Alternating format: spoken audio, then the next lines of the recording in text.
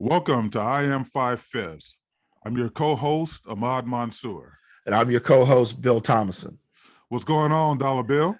Hey, Black man, we got a special guest today, man. I can't wait to hear from my boy, Boyce Watkins, man. Or I should say, Dr. Boyce Watkins, man. I want to make sure I give him his full props. Absolutely. Man, this is going to be a great podcast today. So anybody listening in, stay tuned. It's going to be good. No, I'm excited for it too, brother. So today, as Dollar Bill said, we do have Dr. Boyce Watkins, and even though this brother does not need an introduction, we will take a couple of seconds just to say a couple of things about him, and then we're just going to let him fill in the blanks after that. So Dr. Boyce Watkins is a successful entrepreneur. He's the founder of the Black Business School, a financial education company that focuses in on providing Black people with wealth building strategies. And in addition to that, he runs several enterprises, which I would not name off, probably because I don't know them all. But he does run those successfully, once again, providing services to Black America. I know one of them is a media company, and he does events. And Dr. Boyce Watkins is a popular YouTube media host with several channels that he graciously provides to a community of other professionals so that they can get the word out. And he has a PhD in finance, former professor of Syracuse University. Brother Boyce Watkins, welcome to IAmFiveFifths. How you doing, brother? I'm doing very well. I'm feeling like 7/5 today. Is that good news? Yes. Right yes. on, brother. Right on. Man. I love it. I love it. So today, as we were kind of putting together this episode, we thought it would be a great idea. We wanted to bring you in because for Dollar Bill and I, and by the way, Boyce, we call him Dollar Bill. All right, Dollar Bill. You ain't got to do that, man. You don't have to do it, but that's what I call him. That's what I call him. Right. And I call him Fillmore Black. Hey, Bill's. Hey, you worth $1 billion to me. I'm gonna call you Thank $1 billion Bill. Bill. Thank you, man. Thank you. But as you know, Boyce, so this year is our maiden voyage year, and so we're actually ending the year with you as we as this is our first our I guess you could say our what do they call it? Not our first episode. What do they call it? Our first season, I guess you could say. Yeah. And so we wanted to really end the year by looking at 2021 and kind of getting like a really broad perspective around the economy and Black America and really what we could look for moving forward into 2022. So we thought you would be the perfect guest for that. So thank you for coming on today. Sure, absolutely. I'm glad to be here. I'm looking forward to talking about all of that. Good. So, you've been involved with a range of activities and really thought that you would be the perfect person for this. And as you know, you're pretty active in the community as an expert, leader, mentor. Some folks even see you as an uncle. So generally speaking, what is the kind of the overall mission of what you're doing and what you're providing through all your enterprises to Black America? Well, I think that freedom is a great place to start. When they talk about the inalienable rights, this is how I explain to my daughter what I do for a living and what I think she should do when she grows up. I started talking about the inalienable rights, life, liberty, and the pursuit of happiness, right? Mm-hmm. And so I said, what does that really mean? We know what it means to have life. Liberty, we think we kind of know what it is, even though studies actually show that we don't live in an actual democracy anymore. The experts are now saying that America is no longer a democracy; it's something else. But we know what liberty kind of looks like, and then also the pursuit of happiness. I said, so think about that, right? I said, you know what it means to be happy. Like if you're happy, you could tell me when you're happy, you could tell me when you're sad. And I said, so the pursuit of happiness, that means you're pursuing happiness. That means that, if you're in one place and happiness is in another place, you have to figure out one, where happiness is located. And then two, you have to go pursue it. I said, so to understand what happiness looks like for you and where it's located, that requires self-awareness, just knowing who you are. And I think for Black people as a collective, we're still learning who we are, going all the way 30,000 years back to ancient Kemet, so whatever that journey means, find out who you are. So self-awareness is important. And then also, that ability to pursue happiness requires freedom, because if you don't have freedom, then even if you know what happiness is and where it's located, you can't go pursue it because you're not free to do that. So a lot of people on a daily basis can't pursue happiness because they got to get up and go to work for some white man who hates their guts. You know what I mean? Whatever, right? That's right. It's that basic, like those basic freedoms, right? So, but if you give freedom to somebody who doesn't have self-awareness and doesn't know what makes them happy, then they become very depressed and sad. Like when Deion Sanders talks about how he used to be, one of the richest athletes around and had all the women and all the fame and everything else, but he was very depressed. He was suicidal. Yep. And I think that came from the fact that he didn't know what would make him happy. He thought the money and the women and the jewels were going to make him happy. And it was deeper than that. So in my view, in terms of what I'd like to give to the world is an understanding of what that looks like, those inalienable rights, life, liberty, and the pursuit of happiness, which is linked to freedom, linked to self-awareness.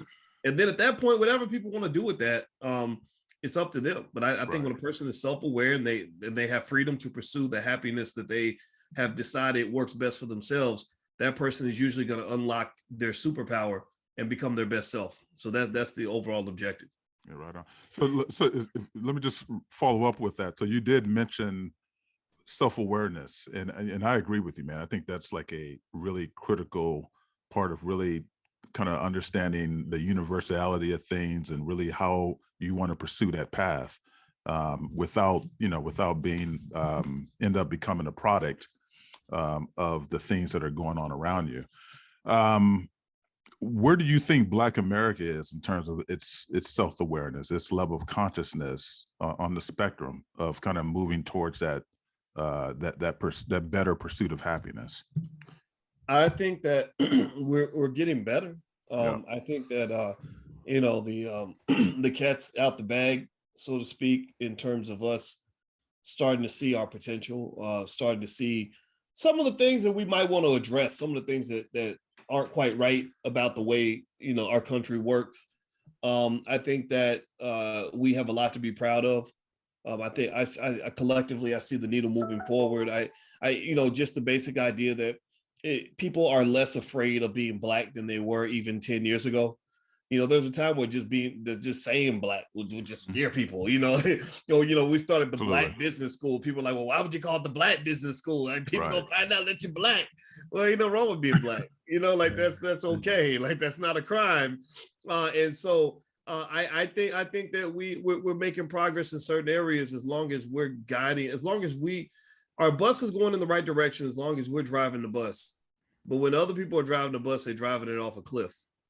And I was talking to a friend today whose mother was a drug addict, and she talked about how traumatic it was to have a relative as a drug addict and being in and out of homeless shelters and in and out of court systems and raised by the system and then by her grandmother, and how painful that was. And I said, with all the pain that Black people have experienced because of drugs, I have no idea why we allow people to promote drug addiction to our young people on the radio. Right. Like that just, I just don't understand it. I said, I get it. I hate drugs. My father went to prison for drugs. I saw what drugs did to some of my loved ones, just zap their potential. And so that's an example to me of scenarios where that lack of knowledge of self, where other people are driving the bus, where the bus is getting driven off a cliff. So you don't have one outcome for Black people. Some Black folks are just elevating on every generation, and some Black folks are headed deeper and deeper into a bigger abyss. Boyce, let me ask you something, man. I want to go back to this pursuit of happiness. One of the things I used to do with, I have a youth program called the Wall Street Wizards. And I remember in one of our classes, I actually read the Bill of Rights and talked about the Constitution. And, and that's really where we derive the name for this podcast, 5/5 as opposed to 3/5 of a man, right? And as I told Ahmad a few times, anybody that's listening that don't know what we're talking about, go get it and go find it out. right? Because the information is there. But the pursuit of happiness, I remember talking about that in one of the Wall Street Wizards classes, and one of the young brothers raised his hand and said, "Wasn't that a movie with Will Smith in it?" And I said, yeah. I said, "But do you know where that came from?" And he was like, "No." And so that's when I started saying, all right, let me dig a little deeper. Let me ask you something, man. I want to go back to this pursuit of happiness, because I've always had a conversation of what real happiness is. And of course, it's individual, right? Everyone's happiness, it can be derived from something different. Like for me, I derive happiness from music, right? That's one of the things that I derive happiness from. But I wanted to talk about in today's economy. You talked about when you talk to your daughter and you're explaining it to her. How deep do you go with that, man? Like, because you and I know the life that we lead every day is different from the life that a white person leads, an Asian person leads, and now the new cool person of color on the block is the Indian, right? It's a different world. They the new people, right? They cool now. They got TV shows, they got movies. So how do you explain that to your daughter? Like, what is real happiness and how do you pursue it in America? Well, I talk to my children about self-determination a lot. Okay. I don't doubt that there are systematic factors that affect our access to certain things, or things that will affect us. All those things are real. But I have just found in my experience that the number one determinant of where my life ended up was what I chose to do. Mm-hmm. Like that's it. I mean, that I'm not saying those other things don't matter. They do matter without a doubt. Sometimes we get real unlucky and things go wrong and all that. But, I think when you have somebody that just really understands who they are and what they're supposed to be all about, you can put them in the middle of anything, like you could take a Bill Thomason or Ahmad and you can put them in the middle of a crack infested neighborhood and all that, but they're not going to start smoking crack. Right. Right. You know what I mean? Like it's a choice, right? So, so I talked to her a lot about the fact that I believe that that really kind of just saying, that who am I? How do I feel about myself? What am I going to personally choose to do? I think a Black person has a right to do that now. Maybe in slavery it was harder to be self-determined as a Black person because you literally had no choice. Yep. But ain't no white man never stopped me from reading a book. Yep. I've never met a white man who stopped me from starting a business. Man, maybe they might have stopped me from getting access to capital. Right. Made that more difficult, right? But even then they didn't stop me. They just didn't allow me to have the same access that he might have, so the access he might have to his banks might be different from what I might have access to, and it's not right. It's not fair. Nothing is fair. America is not fair. But I do think that in general, when I talk to the kids about being happy, how deep do we go? Well, we talk about things like, okay, how do you really measure your quality of life? Well, how do you know if you have a good life or a bad life? What does that mean? Is it measured by how much money you make? I don't think so. That's a factor, but that's not the only factor. How much education you have? No. How much status you have? Well, that's kind of an artificial fleeting kind of thing. Right. So I say, okay. Typically, people measure quality of life in 3 areas: health, wealth, and relationships. Right? Mm-hmm. If I say, hey, Bill, hey man, I ain't seen you in a minute, man. How you been? Well, if Bill is like, got cancer and he's about to die, he might be like, yeah, man, the cancer kicked back in and I'm not doing so well, right? That's health, right? Mental and physical health. Or Bill, I know Bill's balling. He's making big money. He's a big hedge fund manager, right? That's wealth, right? We both kind of talk about what we're doing professionally. And then, I got married, and I'm like, yeah, I got married and met this beautiful Black woman. That's my queen.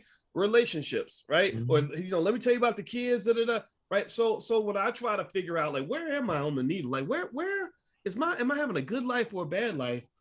I think about, okay, do I have inner peace? Am I getting enough sleep? Am I eating the right foods? Am I around the people that I want to be around? Right. And then I look at those three areas: health, wealth, and relationships. How's my health? How's my money looking? Do I have, because a lack of financial security can mess everything else up. And then how are my relationships? The most important, say 4 or 5 relationships in my life. What's the status of those relationships? Where do I need to invest? Where do I need to divest? Where do I need to diversify? Right? Where do I need to double down? Right? All these things, so in a way, I would say that that's a good place to start. And that's important to have that awareness, I believe, because the world will trick you into thinking that the things that don't matter actually matter. Mm-hmm. Well, it's interesting that and it's so glad to hear this, because I think like in the what I call the black zeitgeist, there's a tendency, especially these days, to really, for the core message that comes out is around, what I call the Black Misery Index, and really kind of pushing, and really pushing racism as the core problem. But what I'm hearing you say is that, notwithstanding that, that there's a certain degree of agency that should be part of the message. What do you think about today's environment where, you have a lot of the kind of the Black political and media class really kind of pushing these woke narratives that really moves us away from our own sense of agency as a communications message to the Black community? I think it's interesting because I totally understand the desire and necessity to talk about the way others might treat us or feel about us. There is a certain significance or growth that comes with being aware of the fact that racism exists. I mean, it's not more annoying than like you go to work and you talk to that Black person who just thinks everything's fine and dandy. Right. Being Black, Yeah. there's nothing tough about being Black.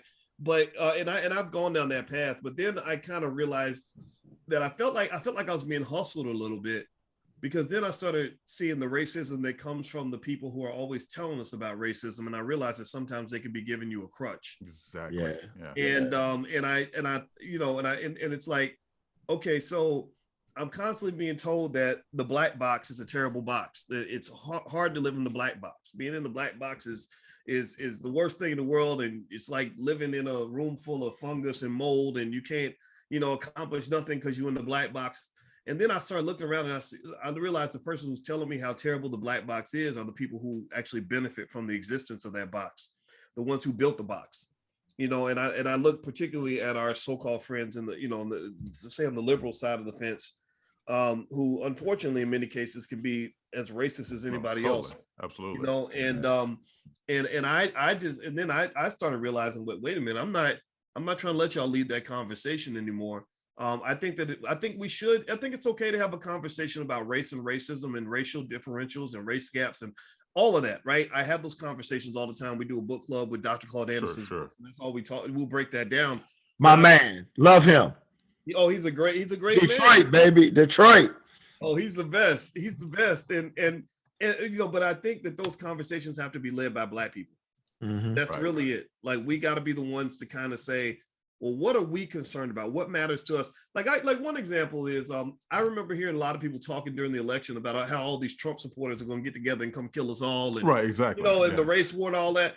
And I haven't, the only Trump supporters I've known who've attacked a Black person is Jussie Smollett. Like only when they be Jussie, and I'm like, wait, so y'all can't find, I mean, I'm not saying that these are good people or bad people or anything. I'm saying, look, if we're really, if our lives are really in danger from all these Trump supporters coming to kill us, you wouldn't have had to make a story up in order to make your point. You could have found examples. It would be happening everywhere, right? Mm-hmm. But so here's the thing that's interesting, right? So I'm hearing people tell me that Black people are dropping like flies because Trump supporters are killing us and these viruses are taking us out. Okay, I get all that. That's all real. That's all out there, whatever. But the interesting thing is that Black people are dying at a significant rate, but that's not what they're dying from, right? They're dying from things like, I know diabetes. There you go, diabetes. Right? Got the word That's die in it, right? Diabetes, strokes, heart disease, homicides. Homicide. Friend called. Yeah, I had a friend call me yesterday and tell me about a young kid, 28 years old, had his whole life ahead of him. Just guy walks up, shot him in the head in the grocery store. And none of this gets covered when we're talking about Black Lives Matter. That right there tells me that Black lives don't matter. Your finger is not on the pulse. Absolutely. Black community. Yeah. In fact, that's why recently I saw with the Black News Channel is struggling so much financially. They're laying a bunch of people off and all this other stuff. And I just said, you guys are good. You have good content, but I don't think your finger's on the pulse of the people because you're talking about a lot of things that the Black folks I know are not even really addressing those issues. Yeah, I just to follow up on that. See, what I see, Boyce, is that like Black people are always going to have a certain level of sensitivity around racism. Like it's built into our DNA to see when there is certain types of injustices that are taking place to us or in our community. But it just seems like now that racism is overperformed. Like it seems like that race has become commoditized, in a way where just putting that narrative out there all the time gets people riled up, especially for the Democratic Party, because the Democratic Party, they know where those buttons are. And those buttons have a tendency to happen right around, as it will be elections around 2022. Yeah. So the reason why I kind of put that question out there is because, sometimes I wonder who gets to control the message and how much do we critique those who are laying this type of narrative out there so much that it may have an impact on how kids think of themselves. Like I'll never forget looking at a BLM march, and they had this little young, cute little girl. And she was walking down the street. They were saying no justice, no peace, right? And they had this picture of her, man. She was up there, and she had some of the angriest look on her face as she said, "No justice, no peace." How old was she? You remember? Man, this is the thing, man. She was about 7. Okay. And so I'm saying to myself, how much is her life impacted by a narrative that is driven in a way that gets her to not really understand her own, as Boyce, as you were saying earlier, pursuit of happiness. Like how much will this kind of dominate kind of the mindset that ends up like driving what she can be in life. And so that's only my concern. My concern really has to do with how much of that narrative get driven. And when I think of the Democratic Party and the Black political class, sometimes what I get concerned about is how the meshing of culture and politics, that there's no separation between the two at this point. That's heavy, man. I know that when my kids, my daughter talked to me the other day about racism, and I think we were gonna go eat somewhere, and she said, "Well, I heard that they're racist," and I said, "Don't spend your life worrying about what white people think about you. Mm-hmm. That's it. They ain't worried about what you think about them. Right? They're not interrupting their lives on a daily basis because they're concerned about about how black people, what a black person said about them and all that." And here's the reality about race and racism, because this is what I did. I literally had the conversation with her. I said, have you ever seen me talk about white people around the house? And she said, yeah. And I said, well, do you think I hate all white people? She said, no. I said, but have I said anything about white people that sounded like I didn't like white people? She said, yeah. And I said, that's exactly right. It's because life ain't black and white. It's shades of gray. Everybody talks shit about everybody else. Totally. White people talk shit about us when we ain't around. We talk shit about them. We talk shit about them. Asians talk shit about Arabs, and Jews talk about like Muslims. Absolutely, and, man. But that doesn't mean you hate every single member of that group. But we have frustrations with each other. And what I think should sort of be the conclusion with this is, ain't nobody really gonna love you but yourself. It's when it comes to loving black people, that's our job. I don't need a white man to validate my existence for me to feel like I'm an important person. I don't, if I say the word Black Lives Matter, well, who are you saying it to? Who are you trying to convince? You know, why do you keep yelling it down the street? Like, you don't understand your life matters. If your life matters and you don't need to go yell it out to the whole world, you just live that. Right. So you're not a person, you're a person who thinks your life matters, but you're not a person who knows your life matters. You know, like, I know my life matters. That's why I don't have to say it. Right. Mhm. So that whole campaign, that whole idea of somehow, you know, feeling that if we convince white people to be nicer to us and to like us more, then our lives will be better. I don't doubt that things might change. I mean, I'm not saying that there isn't some progress that can be made there, but there's something weird about that. It's really a very subtle form of white supremacy, because remember, if you can't flip that script, white people are not sitting around protesting all day trying to get black people to accept them. Nope. They don't care. Exactly. Right. Hey, so Bill, excuse me, Boyce, Bill, if you don't mind, I just want to hit this one here. So, you know, Boyce, you talk a lot about Black economics, and you kind of use Dr. Claude Anderson, which we were getting into earlier, as kind of a guidepost. You know, I often hear you speak about it. You just talked about kind of having a book club about it. Can you speak more about Black economics, and also what is that blueprint looks like in mass, if we were to kind of be in an optimal state, kind of using the Claude Anderson model? Well, okay. Well, his model, I'm not as good at his model as I All am. right. Well, I know that. Well, I know that But I can't. you embrace it. So Yeah. Oh, I absolutely embrace right. it, and I will say, you know, without trying to overspeak for Dr. Anderson, who is, you know, I mean that's Brilliant. yeah, that's your guy. That's your W.E.B. Du Bois. That's your Garvey. That's your Frederick Douglass type person. That's, you know, so I think that we need to really make sure we give him his flowers while he's Absolutely. here, because he's Absolutely. so relevant. Absolutely. But generally speaking, what I took from Powernomics, and every Wednesday night we are reading his other book, Black Labor, White Wealth. We're going to move to Powernomics next, and it's open for the whole community. Is you know, my view of Powernomics, what got me, and what I think appealed to a lot of people. There's a lot of very prominent people. Kanye West, you know, called me to ask about Powernomics.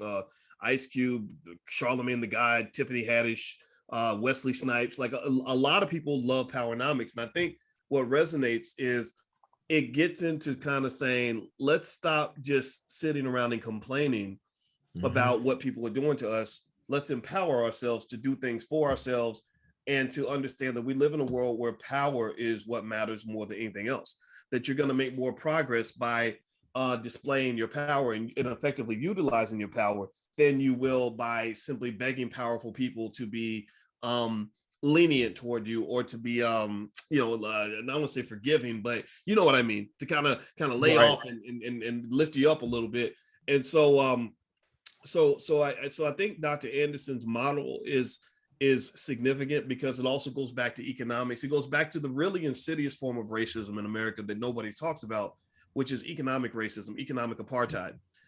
You know, and I would encourage anybody, you know, if you're sitting down with a Democratic Party politician or whomever who's telling you Black Lives Matter and we're going to do this for racial justice and that for racial justice. Okay, well, to me, racial justice means economic justice.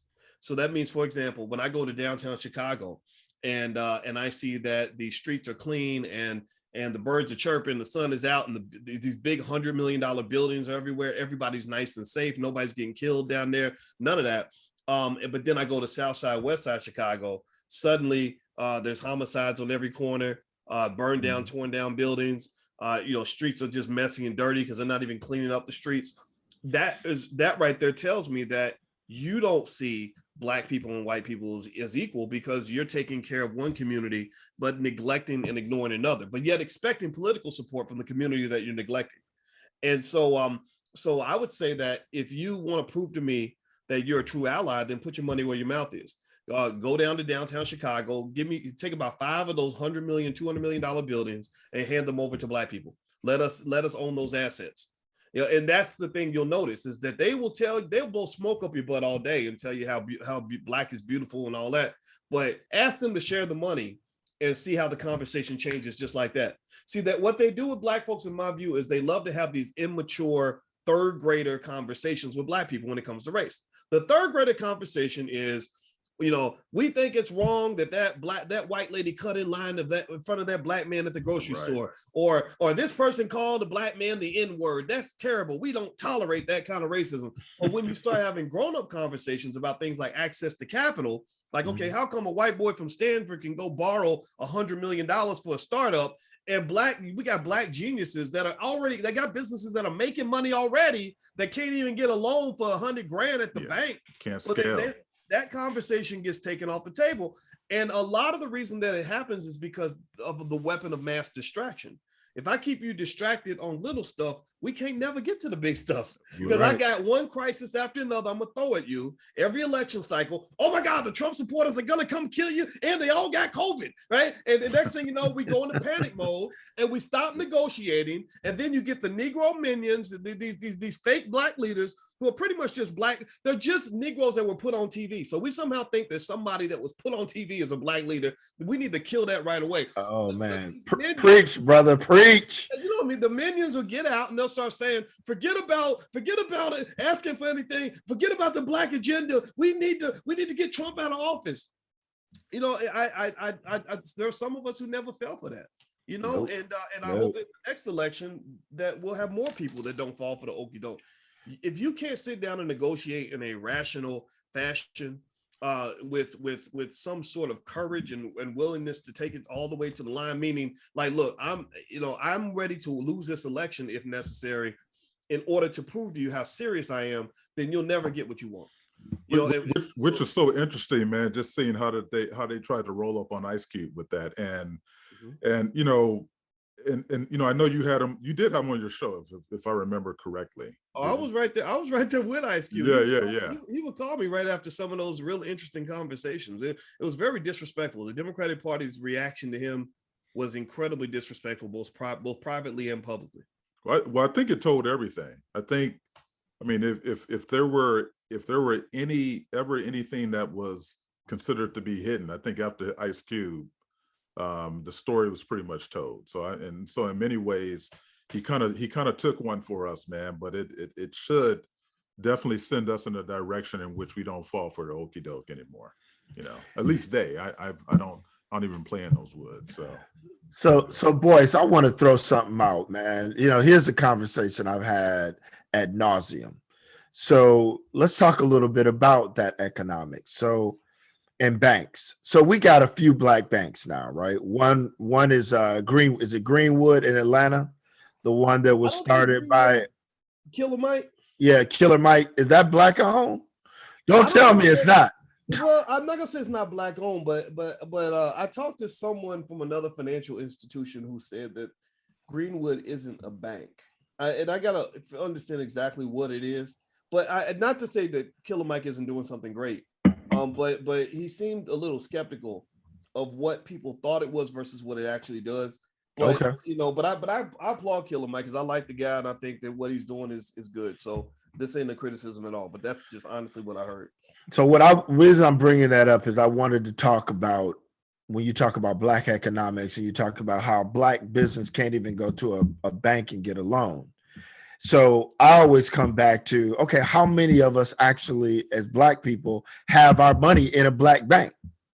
And let's talk about that for a minute, because if we're going to talk about money and custody of assets and loans and investing, then we have to be in a position where we own and control the assets.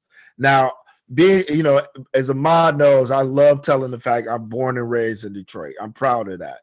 And one of the things that Detroit had in 1970, they started a black bank called First Independence. It's still around, still rolling. The founder's widow is the majority shareholder. It is a black-owned bank. But like a lot of black banks, they're struggling because people don't put their money in them. And so that's a conversation I've had because I don't have most of my money in a black bank. I don't, but it's because they can't give me the services that I need and the resources that I need as a person who works in finance every day. And that's part of a conversation. Look, Ahmad knows I love just putting stuff out in being transparent and putting folks on blast. So I even went to the president of First Independent Bank in Detroit. Ahmad, you know how I roll. You know I'll pick up the phone and call somebody and ask for a meeting and say, hey man, here I'm a hedge fund manager. I want to come in and rap with you. And I just remember rapping with this cat at First Independence in Detroit and talking to him about you all need to invest in some things that would make, say, people like me want to put my money in a bank like this. Because the only thing they offered was, what was it? Car loans and small loans. I don't even think they did mortgages, right? They had a credit card and they offer car loans and then just your basic retail services. So part of it, boys, is why I'm bringing that up is there's also a conversation where we need to create the infrastructure for ourselves to support our own thing. Other communities have done it, right?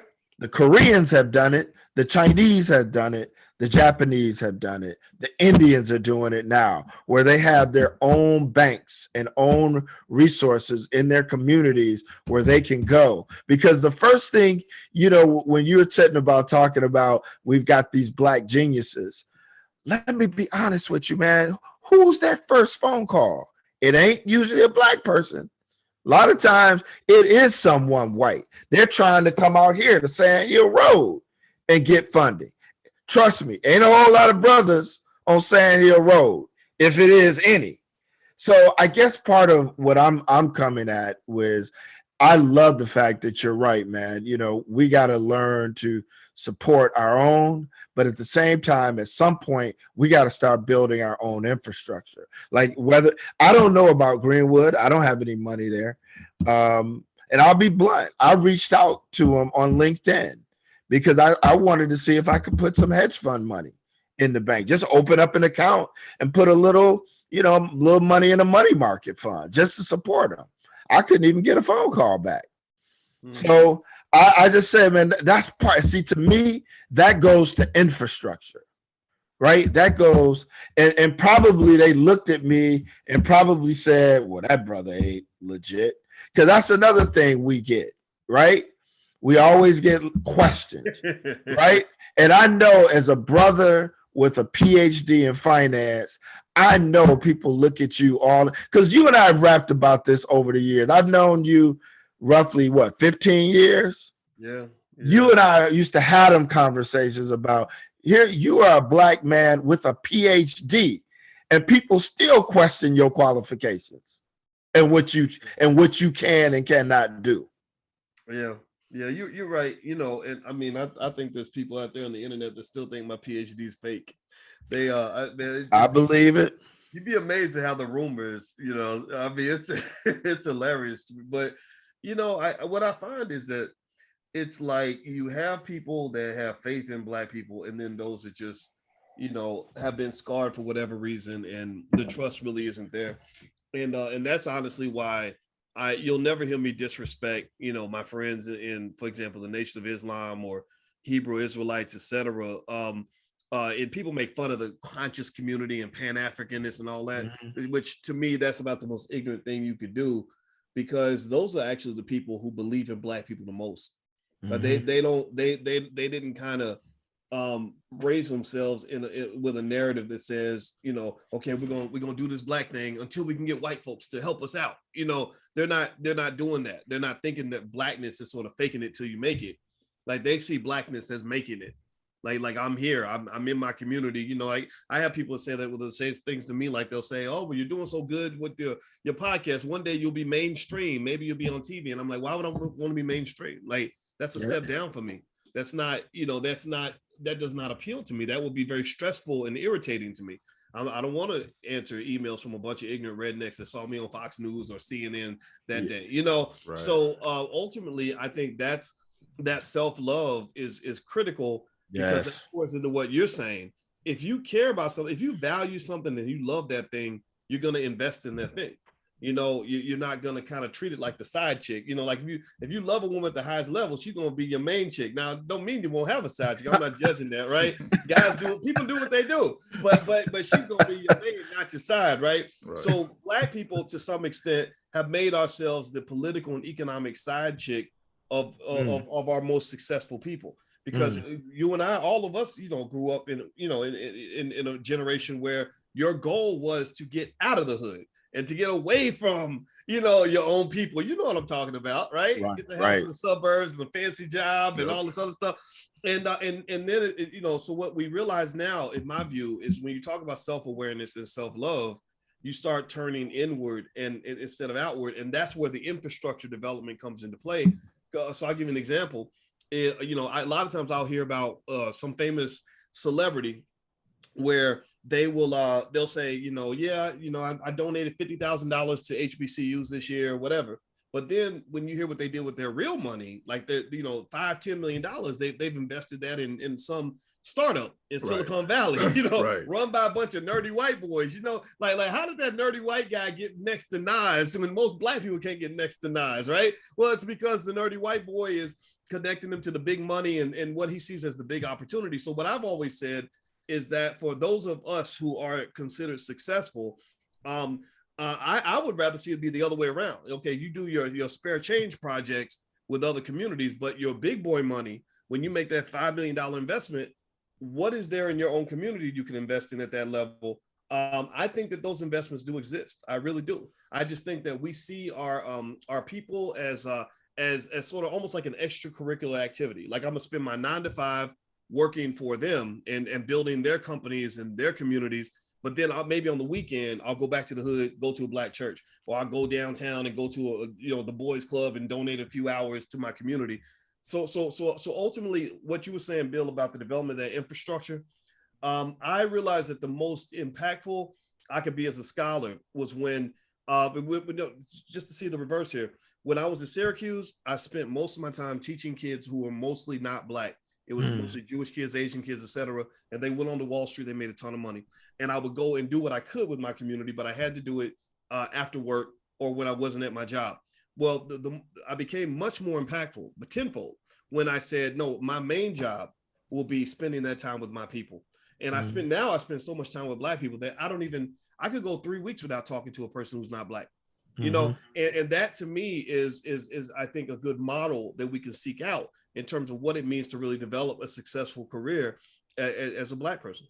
I agree. And I think, to your point, Bill, when you were talking about the banks, I think a lot of that comes down to trust, but trust verified, because actually one of the challenges right now with things like banks, Black banks, is that, man, we don't do mergers in the Black community with businesses. We don't do mergers and acquisitions. So when you start looking at our inability to provide services other than auto loans, it's because we don't consolidate. And that, it seems like that is a thing that's related to trust, ego, who's going to be the head Negro in charge, et cetera. And as you know, if there's any place where consolidation and mergers and acquisitions take place, that's in finance. That's in the banking industry, because the banking industries that we have now, doesn't look like what it looked like in pre-2009, so that's just the nature of really how you build enterprise and scale. And we don't do that well enough, But also, I also wanted that's an excellent point, by the way. Right. My brother has actually spoken to me quite a lot. He's actually taken a position out in Tulsa where he's going to he's positioned himself to be a fund manager. And that's literally one of the things that he's talked about a lot is acquiring businesses and consolidation and all that stuff. And I agree with exactly what you said, Ahmad. And I want to be really careful when I tell people about the importance of ownership and things like that. Ownership doesn't mean you always have to be the man, and if you look at the model of Black leadership, our male egos kick in and we want to be the man, and then it becomes a competition and then nothing works, right? They're like, okay, well, he's the man, so let's go kill him or discredit him and we'll kill the whole movement, etc. And what I've actually been trying to, impress upon people is the importance of relationships. People think it's really weird. The last year and a half or so, I've been talking heavily about relationships. It's because I realized that the ability to maintain healthy relationships with each other, particularly us as men, that's your key to power. Bill Thomason and I have been buddies for a long time. We would go 5-6 years without talking, but every time I talk to Bill, I remember how great I felt talking to him last time. I don't even remember what we talked about before the last time we talked, but I remember it was a good conversation. He's a good man. So we partner together and we're powerful together. And it's very important for men and women as well. When you're talking about really playing this powernomics game, you have to understand power is a team sport, and your ego has to be checked at the door. Be proud together, but don't feel like I have to be. My definition of success is that I'm better than that Negro over there. You got to be careful about that, because that's very destructive, very toxic energy. Next thing you know, you'll be out here trying to conquer the world by yourself, and you get your ass kicked. You get smashed. Man, I was just sitting here thinking what you're saying, Boyce, and I've always been critical of the Black church, of what they could do and what they're not doing. And I just thinking that's one of the reasons why I think you see so many Black churches, because that's one of the places that a Black man can go and he can be head Negro in charge. Yep. It's the one place in the community where he can go and be head Negro in charge and run things where nobody will question him. So, that's a digress. I digress.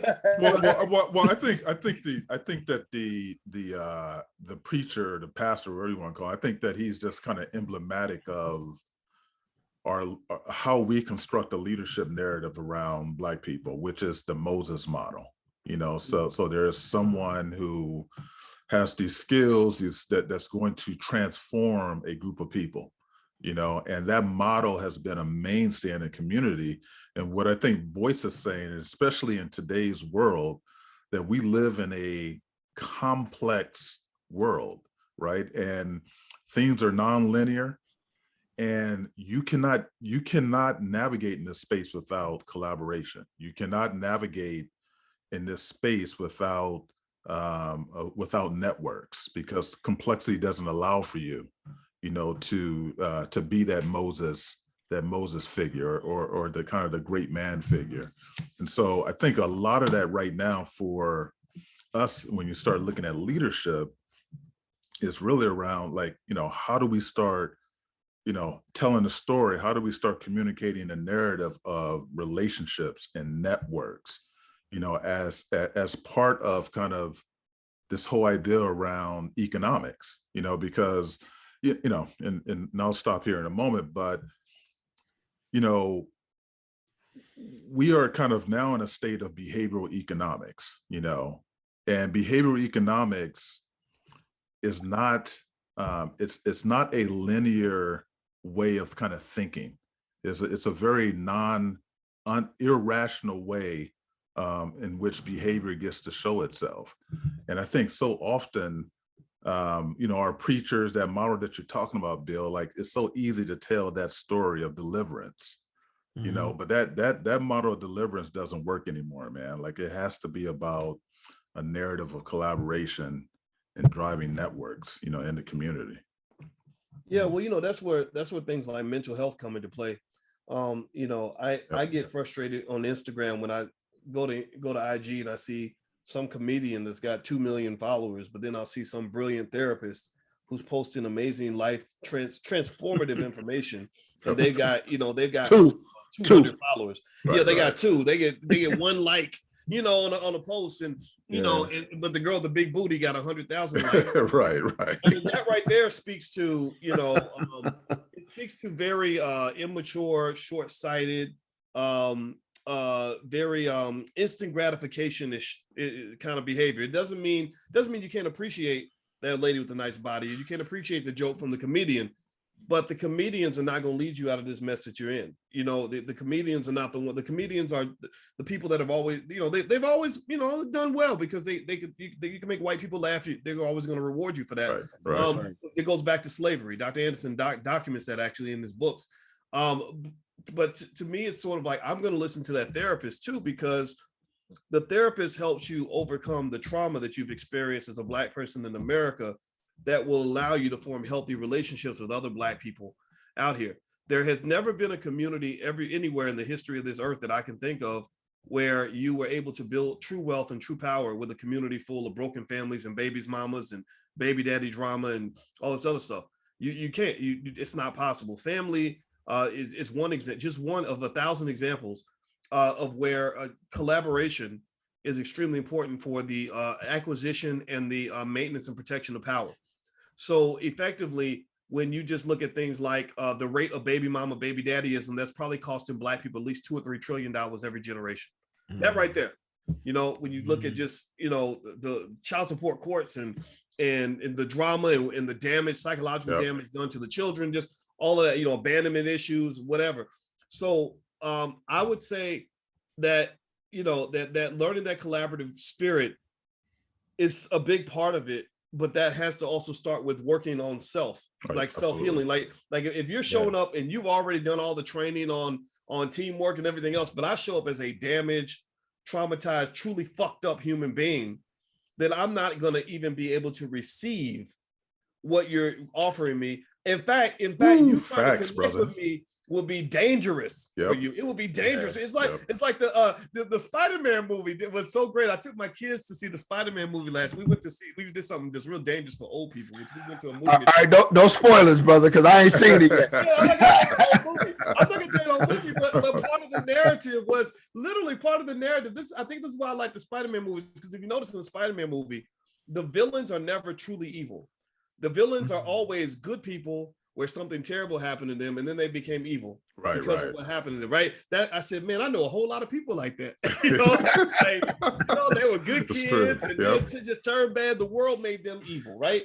That's a good point. So Spider-Man's big choice was, do I just, if they're evil, do I just kill them or do I help heal them? Right. So that to me is the ultimate dilemma of the Black man and the Black woman, because, when Joe Biden saw the results of broken homes and everything else back in the 90s, he said, let's just get rid of them. That's right. He did. People forget that, man. They forget that. They better not forget. They want to forget it. Yeah. They want to forget it. I don't know whether they can forget it. It's all around you. It's all around you, right? And because a lot of those babies who grew up in that are grown up now, and you see the trauma playing out everywhere. And so Biden's solution was, let's just get rid of them. Let's get rid of them, start all over again. Whereas obviously we have a different stake in the community. These are our people. So obviously we have to find ways to heal ourselves and heal each other. But that requires a shift in thinking when it comes to things like the value of therapy. I have stated 1 million times, every single Black person I know needs therapy, including me.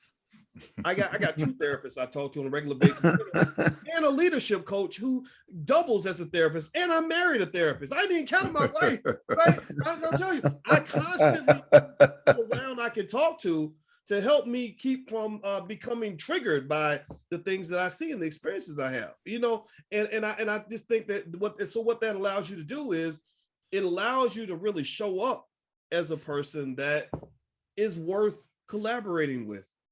Because some people, if they haven't resolved their trauma, it becomes really tough to try to figure out how to, so you think about it, right? You look at you go to Hollywood and you see some movie that's made where you got a 2,000 people that all work together to create this big project.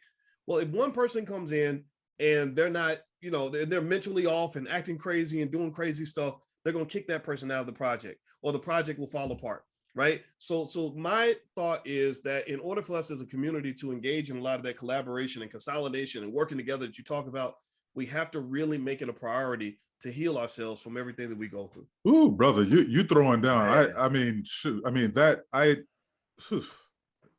Mic drop, man, because I think, it's really about, who are you when you deploy yourself into these networks, into your community? Who are you? And I think that's what I hear you saying, man, is that there's a lot of work to be done before you deploy yourself and be a contributor in a way that gets to really build. And I think, Bill and I, with IAmFiveFifths, I think that's part of the part of our work and part of our mission is that, we don't spend a lot of time talking about, dismantling systems, even though we know that those things exist as and can be barriers.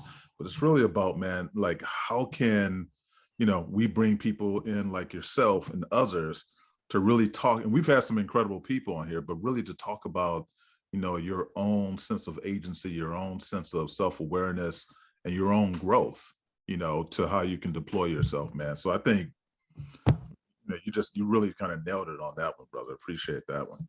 Oh, well, I appreciate the chance to talk to you guys, and I get passionate about this stuff, and you talk about triggering, like, I still get triggered sometimes, and I think that and what it does is it causes me to talk longer than I should. No, you're good, bro. You guys You're let me get good, it all man. out. You're good. I'm telling you, man, this whole, we're all on this journey together, and I think ain't nothing to it but to really do your best. We are all on some level highly imperfect human beings, and some of us are flat out broken in certain ways, but you can't give up on yourself. You can't give up on each other, and that's what I believe in deeply. So I appreciate you guys inviting me on and letting me express that. Thank you. So we have a couple more questions for you, brother. We don't want to hold you too long here, but so Bill and I, we were talking about 2021 with the pandemic, and everyone's kind of talking about the what it looks like on the other side, that the impact of that. What's your take on this pandemic and where that leaves Black America and Black people? First of all, I think it's got to the point where the bullshit is beyond digestible. A lot of fear porn, in my opinion. I'm not saying that it obviously isn't fake. It's not that this virus thing is fake, but the response to it doesn't make a lot of sense to me when I look at the numbers. But it does make sense, I guess, when you look at it through other people's perspective. So if I tell you 800,000 people died from something, that's a big number, and that's going to be very scary. And some people even know someone who has died. Sure. But the thing is, as a mathematician, I then go back to the percentages and I say 800,000. It's only a big number if you compare it to something, right? Mm-hmm. So if you compare it to the percentage of people who actually caught that virus, it's very, very small. And what tends to happen is that when we are in fear, we exaggerate the probability of that thing happening to us. So it's like if I watch the news every night in New York City and they tell me about 10 people that got killed in New York that day, I'm going to be thinking, oh, I might be next. I might die, especially if those people look like me. Yep. And so I think that what I wish we could do is take the fear, take the information and just process it in the right way. Be safe. You have risks that exist, but everybody ain't gonna die tomorrow. Most of us are going to live. You're probably going to live, right? And then you have to decide whether or not how you want to move forward at that point. And so I look at our kids. Our son got tired of being locked up in the house and couldn't do anything fun, giving up his whole youth because of this thing that probably wasn't killing any of his friends. And I just told him, I said, go live your life, man. You live your life. I mean, you're not gonna die. And I think that's okay to say. And I think it's very sad that there are people who get offended when you simply say, I'm not gonna stop living because of this thing.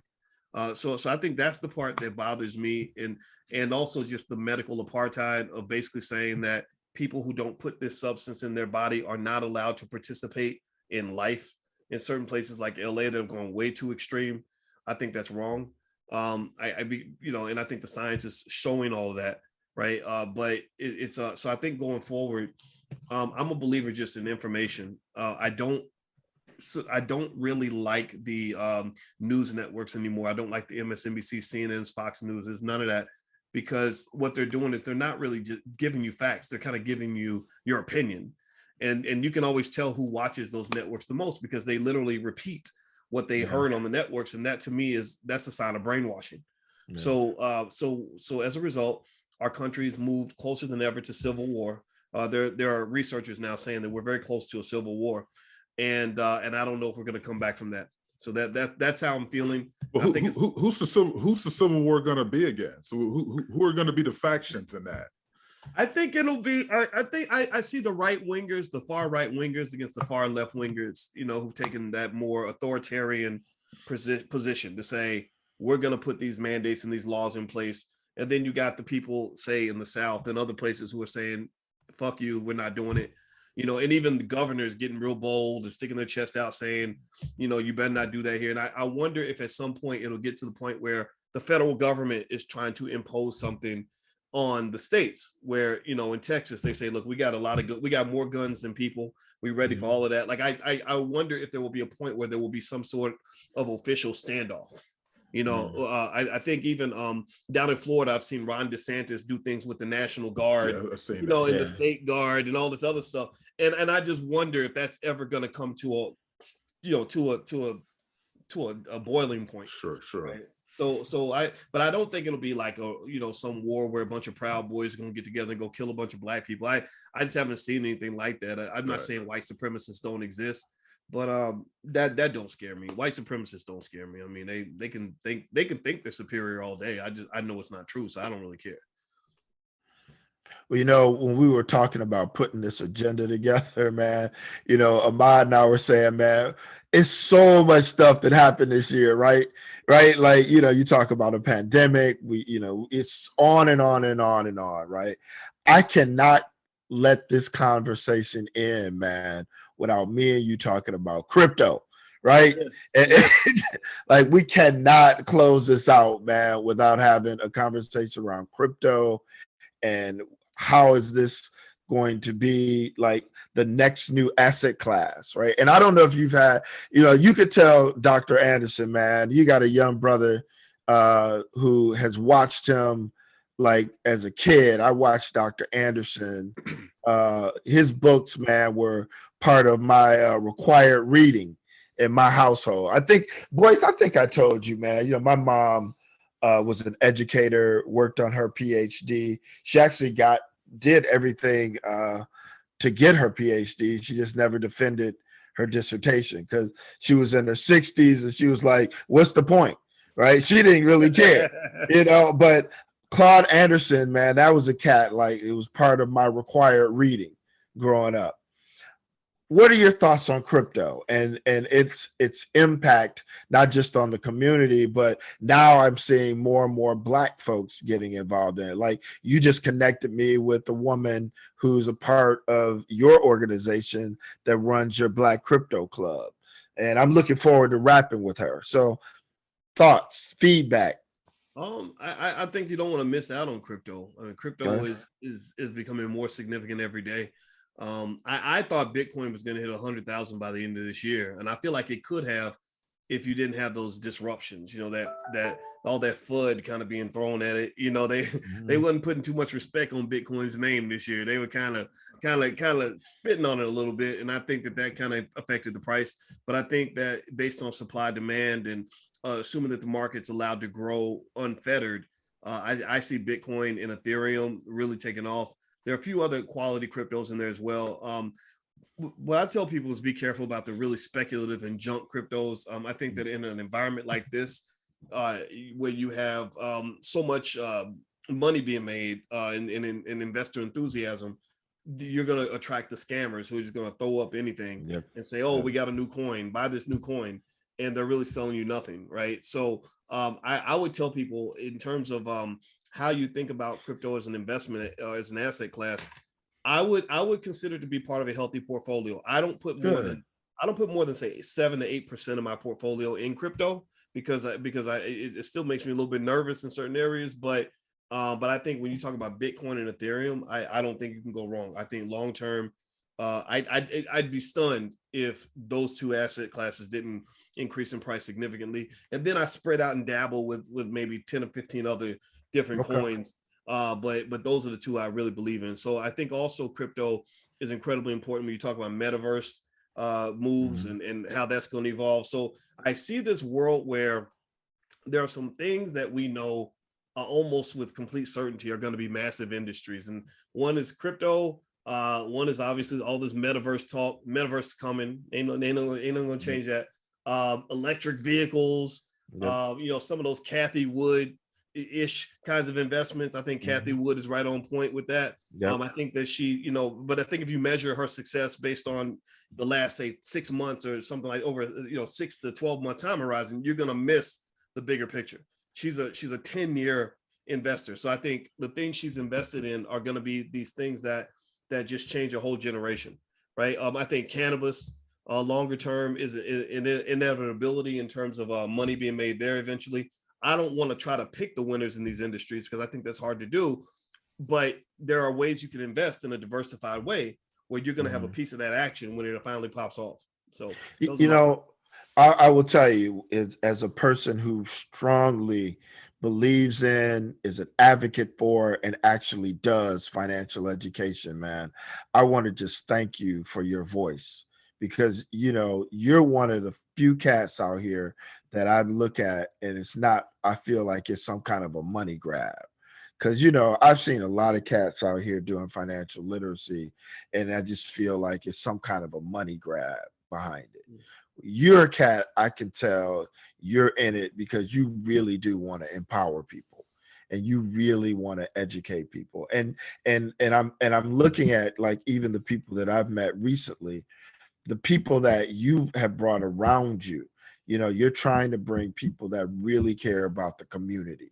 So, as we said, I think early, man, like with Claude Anderson, giving him his flowers, man, I want to give you yours, because it ain't a lot of cats, man, that's out here really trying to do that, and doing it from a perspective of holisticness. Is that a right word, Ahmad? Holisticness. It is if you say so, brother. Hey, man, like leave it alone, man. Leave it alone. Like I as I told both of y'all brothers, if I put both of y'all brothers' degrees together, I could start my own universities, right? Between y'all brothers, y'all got so many degrees. I know Ahmad, I lost count on how many degrees that brother got. So but I want to say, man, we've been rapping for a little bit over an hour, man. And I look at this conversation, man, this would be one of those conversations that could go on probably for 2 or 3 or 4 hours.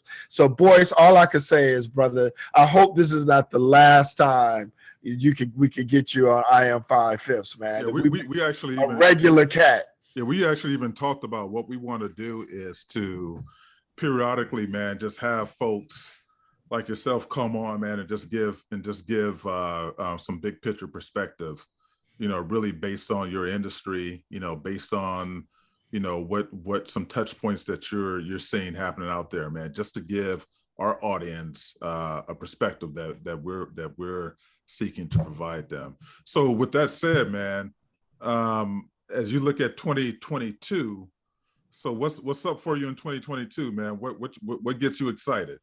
Well, let's see. The first thing that's going to happen in 20.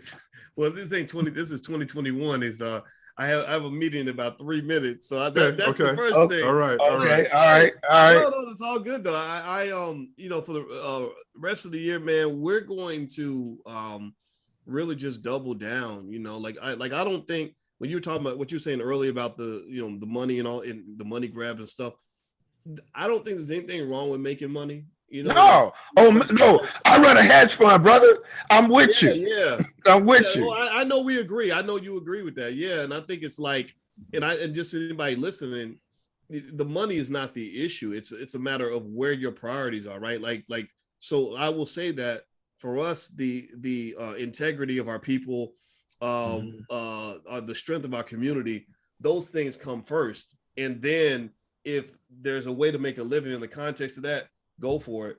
But to your point, you can't just sell anything for money, right? Like you have to be able to walk away from money. And I can say that it was in the beginning, that decision to walk away from certain money and to realize all money ain't good money. That is, I think, the thing that anybody listening should consider is what money are you willing to walk away from? Because if you would take money anytime, anywhere from anybody, then you will eventually dwindle into nothing. You will become a shadow of yourself. You won't recognize who you are, and you won't like that person very much. And so with that said, in 2022, man, I got a book coming out. It's called The 10 Commandments of Black Economic Power. Okay. That's going to come out in March. Okay. Also, we're doing some big events. We're doing a generational wealth conference with Julian Gordon, a real estate expert. Oh, that's a Bay Area cat. Yeah. I know. I know that brother. Tell him I said hello, man. Yeah, I know that brother. He was at Stanford back in the day. Yeah. I think he used to hang around the Wizards program. Yep. Yeah. Julian's a great guy, man. Great guy. And he's actually the dean of real estate in the Black Business School. And I love the guy. Respect. We should get him on here sometime. Yeah. I can make the connect. And and then I know if anybody that's going to the Essence Music Festival, we're doing a 2-day event right at the Essence. I don't want to be. Oh man. Yeah, I don't want to be in the Essence Fest. That's not quite my space, but I'll be right next door. We got the Hotel Westin right next door. And, oh yeah. In case you really want that hardcore stuff. In case Cardi B just happened to walk by, right? There you go. So we got a few other things, man.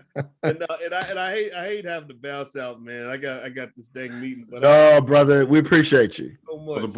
We're Boyce, man. It's been great, man, and we look forward to keeping this conversation going. And we look forward to seeing what you're doing in 2022, man. Sounds fun and exciting. And Bill, and we better avoid that Essence Festival, bro. You know how you roll, man. Oh man, see, don't even. So Boyce, again, brother, thank you. We wish you a beautiful, prosperous 2022, man, and hopefully we can get you back on here real soon, man. All right, brother. Good to see you both. All right, man. All right, peace, brother. Peace.